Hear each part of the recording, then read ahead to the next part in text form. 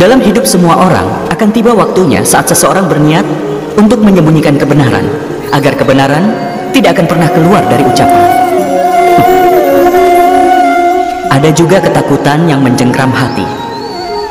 Bicara soal kejadian atau peristiwa tersebut, atau bicara soal kesalahan apapun yang dilakukan orang lain, apa itu perasaan sebenarnya? Bukan.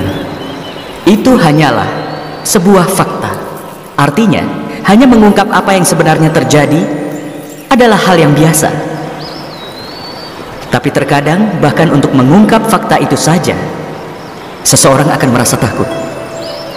Mungkin saat seseorang memikirkan emosi orang lain, mereka bisa ragu untuk mengatakan apa yang akan menyakiti seseorang. Jadi, bagaimana kebenarannya? Pernahkah kita memikirkan itu? Saat seseorang mengungkapkan sebuah fakta, meskipun rasa takut itu ada, tapi itulah yang namanya kebenaran. Dan pada kenyataannya, kebenaran tidak lain adalah nama lain dari keberanian. Untuk jadi berani, seseorang tidak perlu menunggu waktu yang tepat, karena kebenaran adalah sifat alami dari jiwa. Dengan kata lain, bukankah setiap peristiwa itu cukup untuk mengungkap kebenaran?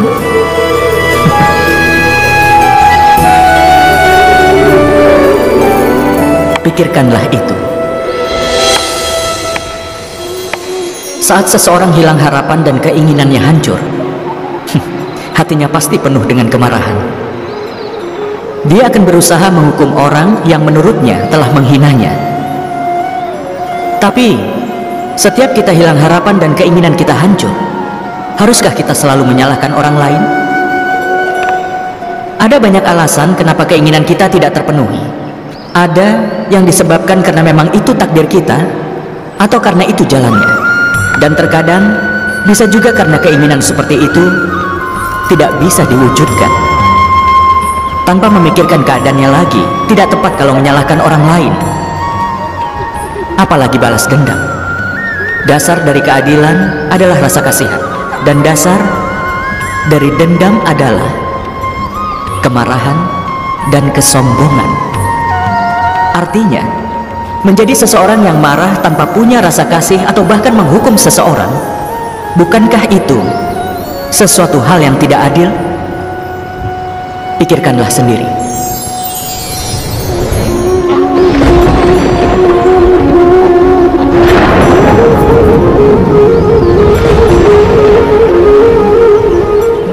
Berdasarkan dari mimpi dan intuisi, kita membayangkan kebahagiaan dan penderitaan di masa depan.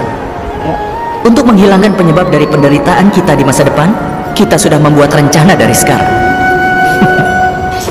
Tapi, dengan kita menghilangkan masalah-masalah dari masa depan, saat ini kita mendapatkan keuntungan atau justru kerugian? Kita tidak pernah mengajukan pertanyaan itu. Yang sebenarnya adalah masalah dan solusi itu berkembang bersama-sama, sama seperti pada manusia dan juga alam. Bukan begitu? Pikirkan tentang masa lalumu. Lihatlah sejarahnya. Maka kau akan segera menyadari bahwa setiap kali ada masalah, solusi juga akan datang silih berganti. Begitulah cara kerja dunia. Intinya, krisis adalah alasan lahirnya sebuah kekuatan. Setiap kali ada orang yang bisa keluar dari krisis, maka dia akan semakin maju dan akan semakin bersinar. Dia penuh dengan kepercayaan diri, bukan hanya untuk dirinya, tetapi juga untuk dunia. Bukankah begitu? Sebenarnya, kelahiran sebuah krisis adalah lahirnya sebuah kesempatan untuk mengubah diri dan untuk mengembangkan pikiran seseorang, untuk memperkuat jiwa seseorang dan mencerahkannya dengan kebijaksanaan. Seseorang yang bisa melakukan itu tidak akan menghadapi masalah apapun. Tapi dia yang tidak bisa melakukannya akan jadi ancaman dunia. Pikirkan itu.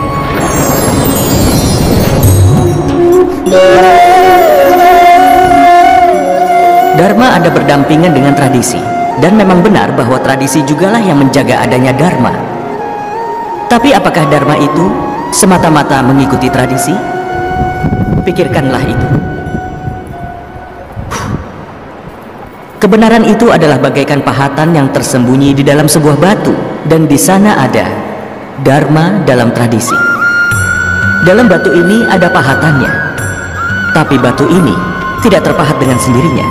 Untuk mengeluarkan pahatannya, dia harus dihancurkan. Bagian yang tidak penting harus disingkirkan. Begitu juga dharma yang harus menyesuaikan diri dengan tradisi. Kalau tradisi dari pemujaan Indra tidak rusak, untuk bisa memulai tradisi dari Govardhana, Yadawa tidak akan menemukan jalan untuk keselamatan mereka. Namun, dia yang membiarkan tradisi tidak berubah akan mendapatkan kekurangan pada dharma. Mereka bilang bahwa seekor angsa punya kemampuan dalam membedakan sesuatu. Dia akan meninggalkan air di dalam susu dan hanya mengambil susunya saja. Kemudian untuk mendapatkan dharma yang sebenarnya, bukankah sangat penting untuk memiliki kebijaksanaan yang hanya berasal dari pengetahuan? Dan tanpa memiliki kebijaksanaan yang berasal dari pengetahuan, mungkin saja dia tidak akan pernah menerima dharma yang baik. Cobalah pikirkan itu.